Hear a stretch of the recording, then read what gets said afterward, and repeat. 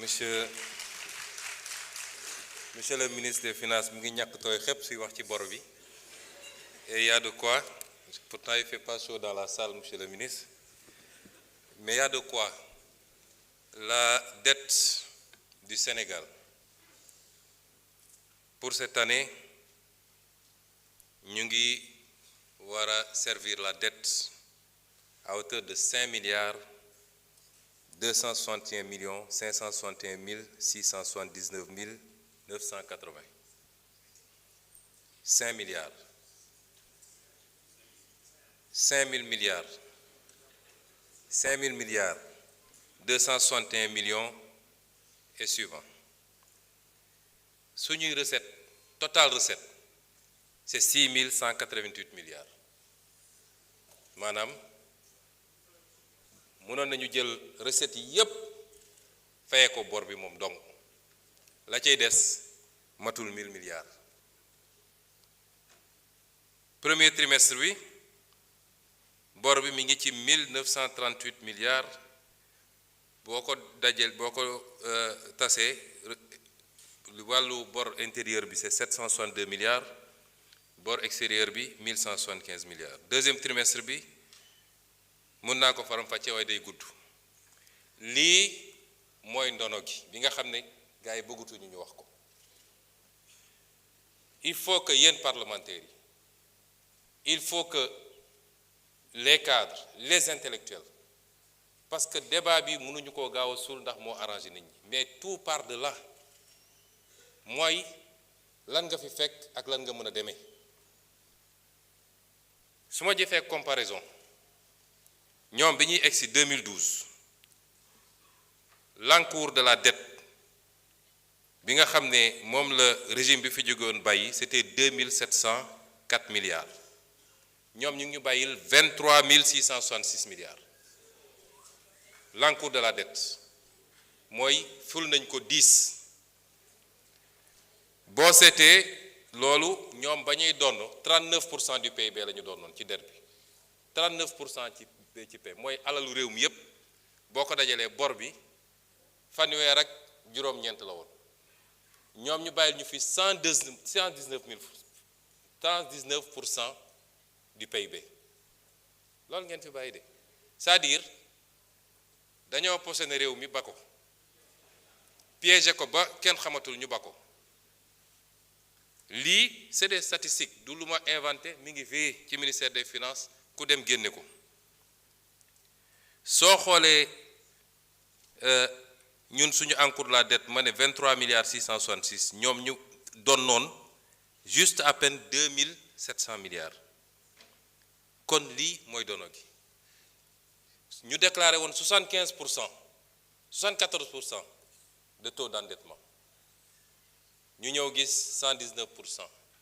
boo seetee différence bi 7667 milliards bu ñu làq la léegi au moins kenn werantetul loolu bi ñu ci njëkkee wax def conférence de presse lu ne dégg naa ko fi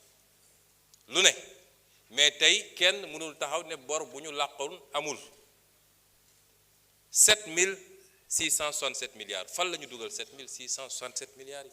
yi lu bokkul ak bor bi yépp nag dama génne loolu rek gis nga man 7660 milliards su ma ko amoon fi mu toll nii bu ñu ko amoon ñun dinaa def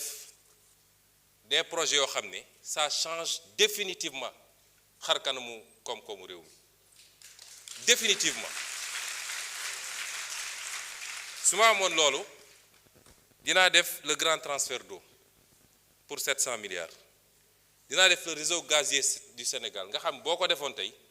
gaz bi ñu jëlee ko fa mu war a jógee depuis le nord tasaare ko fépp mu fekki industrie fekki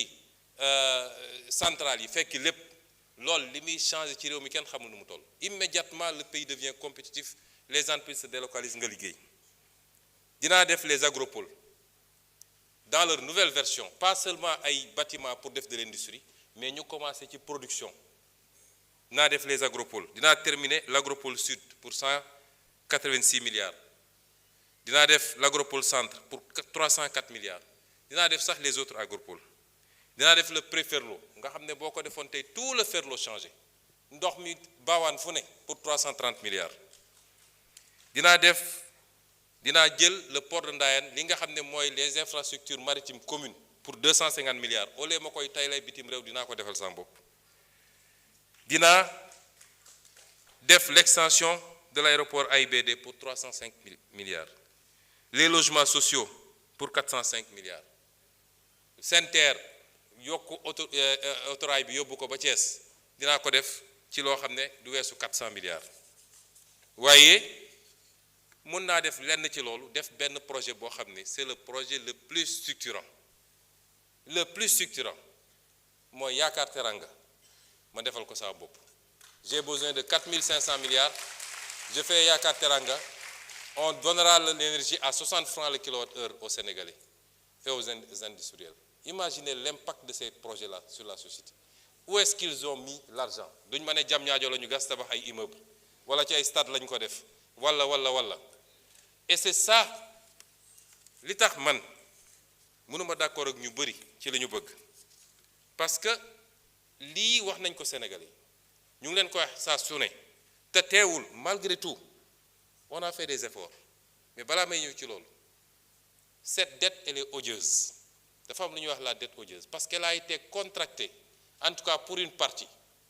les 7600 milliards ils ont été contractés sur le dos des Sénégalais sans que Assemblée nationale valide ko sans que mu jaar par les circuits.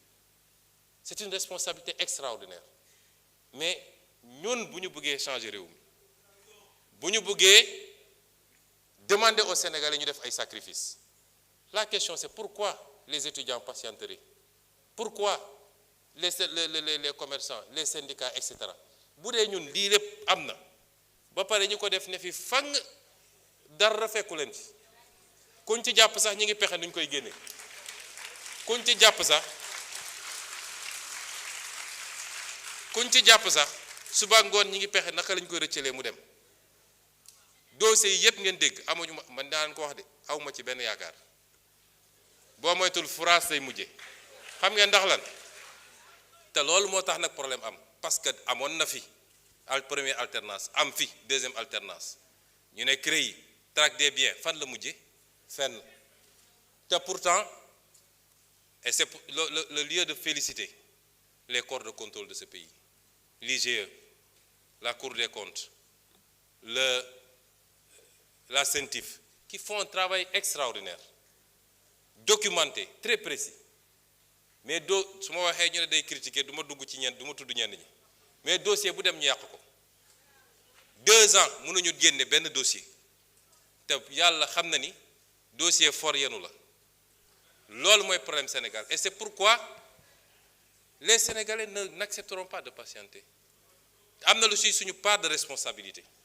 parce que ñun ñoo war a mettre les gens qu'il faut là où il faut ñu def le travail qu'il faut c'est à nous de le faire. Et cette dette elle est odieuse parce qu'elle a été conclue sans l'approbation des Sénégalais à travers les instances qu'ils ont désignées. ñi def responsabilité chaîne bi dafa bëgg ba ci Cour suprême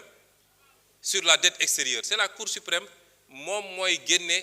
benn lettre d'habilitation ne bu ko bailleurs yi wala ministère des finances saisiré moom moo naan on a regardé mais cette opération est conforme à la loi mais la première loi en matière de finance c'est la loi de finance xanaa kay nga dem xool est-ce que ça c'est inscrit au niveau de la loi de finance est-ce que c'est des crédits qui sont inscrits toute la chaîne de responsabilité elle est là 7700 milliards ñu bëgg ko bàyyi mu demee noonu et ça buñ ko réglé wul notre responsabilité sera engagée et c'est pourquoi moi malgré cette situation je rends hommage au ministre des Finances et à toute son équipe au ministre de l'économie wallaay xamuleen nit ñi li ñuy daj pour cette gestion active de la dette ànd nañ fu bëri tukki dem di waxtaan di lijjanti wax na tous les mécanismes qu'on a mis en place ba ci le plan de redressement économique et social qu'il a oublié de citer qui est un instrument important. Nous demandons aux Sénégalais des sacrifices même si nous ciblons des secteurs à taxer qui n'impactent pas sur les besoins de première nécessité des Sénégalais mais nous demandons aux Sénégalais des sacrifices.